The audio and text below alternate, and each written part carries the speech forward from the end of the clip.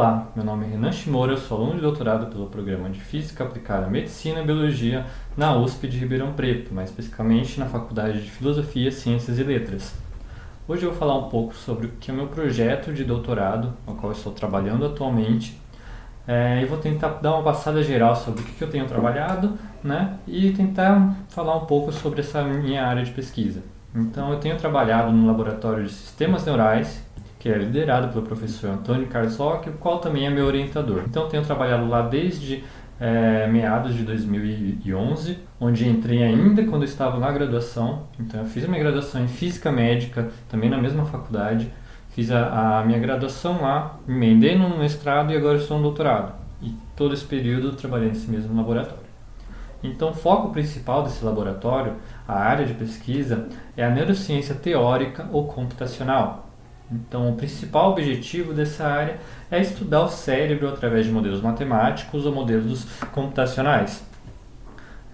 Essa é uma área que ela é sim fascinante, eu nunca tinha ouvido falar anteriormente até entrar na graduação e conhecer o laboratório, mas que ela vem crescendo muito e ela auxilia demais a gente compreender melhor como que o cérebro funciona, como ele transmite informações e como ele funciona nas diferentes escalas, desde um neurônio até regiões inteiras do cérebro. Então, vou comentar sobre dois projetos. Então, inicialmente, eu entrei no doutorado com um projeto de estudar as oscilações tálamo-corticais num sistema envolvendo o córtex, o tálamo e o hipocampo. Então, são três regiões ali importantes para o cérebro. O córtex, a maior parte do nosso cérebro, na parte mais externa é o neocórtex. Então, você tem diferentes áreas do córtex responsáveis por diferentes funções.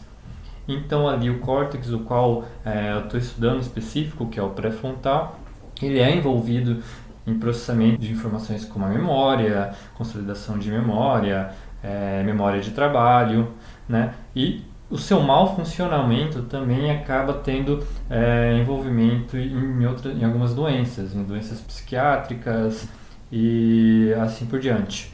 Construir um modelo que responda de uma maneira eficaz, de uma maneira semelhante a um dado experimental, como observado experimentalmente, ajuda a gente a compreender melhor quais são os mecanismos que levam a você ter esse comportamento numa escala mais global, ou até numa escala onde leve a uma disfunção psiquiátrica, alguma doença, né? E qual que é a diferença, por exemplo, de fazer um experimento, seja num humano, num animal, ou de ter esses modelos, né? A maior vantagem de ter esses modelos é que você tem o controle sobre todas as variáveis que você colocou no modelo. Então, por exemplo, se eu quero matar uma quantidade de neurônios, no modelo eu simplesmente vou lá e deleto eles, ou desconecto eles do resto da minha rede. Então isso me dá muito mais liberdade de como trabalhar com a rede que eu construí. Então, geralmente a primeira coisa que a gente faz quando vai construir um modelo desse tipo é ver se ele realmente funciona, se ele se comporta como a gente gostaria. E por que isso não é tão simples quanto parece falando? Porque há diversas maneiras de modelar o cérebro. Então você pode modelar desde escalas de neurônio até escalas de regiões inteiras. E aí vem a pergunta, qual que é o nível de detalhe que eu preciso para o meu modelo? Então isso depende muito da tua pergunta, porque nem sempre o modelo mais detalhado vai te dar todas as informações que você quer. Então muitas vezes, assim como a gente faz na física, a gente simplifica o problema, elimina o máximo de variáveis possíveis até encontrar uma só que consiga de fato explicar aquele fenômeno. Então muitas vezes um mecanismo é o mais importante, ou um dos mais importantes para aquele fenômeno, mas se eu tenho todos lá, eu não consigo diferenciar qual que é responsável por qual fenômeno. Então isso já é uma tarefa bem difícil só de construir o modelo e fazer ele se comportar como a gente quer. Mas uma vez que a gente tem o modelo, a gente volta naquelas vantagens que eu comentei, você tem um controle total sobre o modelo. Então você consegue eliminar neurônios, conectá-los de maneiras diferentes e assim por diante, né?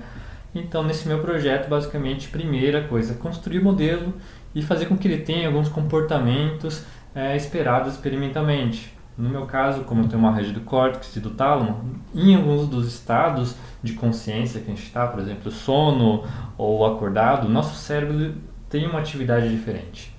Então, por exemplo, se você colocar um eletrodo na cabeça da pessoa, né, e medir essa atividade durante o sono, durante o acordado, ele vai ter uma atividade elétrica que você vai captar pelos esses eletrodos de uma maneira diferente. né? Então, enquanto um você teria umas ondas lentas, no outro você teria umas ondas mais rápidas, né?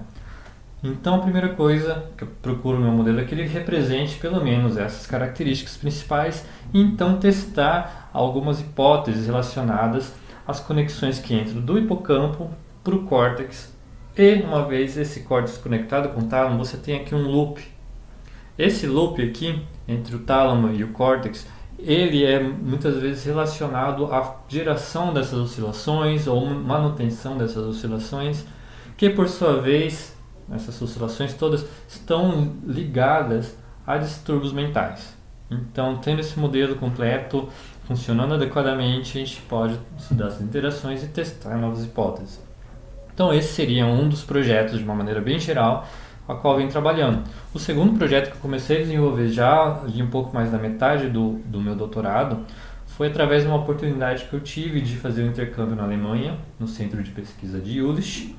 E lá, trabalhando com o professor Marcos Diesmann e a professora Sasha Van Albada, a gente começou a desenvolver um modelo cortical também, porém do córtex visual primário. Então, tudo que a gente enxerga pelos nossos olhos é processado pelo cérebro e tem uma região atrás da nossa cabeça, que seria o córtex visual primário, que é responsável por processar essa informação visual. E aí, ainda nesses ritmos oscilatórios, nesses ritmos de atividade, como eu comentei anteriormente, a gente tem algumas frequências específicas para cada um desses ritmos. Então, uma bem conhecida, bem medida também num EEG, quando você coloca eletrodos na cabeça de uma pessoa, é quando você fecha os olhos, você consegue ver uma atividade numa certa frequência, que seria a frequência chamada de alfa, 10 Hz. Mas você tem uma atividade bem específica quando você fecha os olhos. Não só nessa situação, mas essa é uma das que você consegue observar melhor essa atividade. Porém, a pergunta que vem, que até hoje não é muito clara, apesar de já ser estudada há vários anos, qual que é a origem dessa atividade? Onde é que essa oscilação ela começa? Qual que é o mecanismo responsável por isso?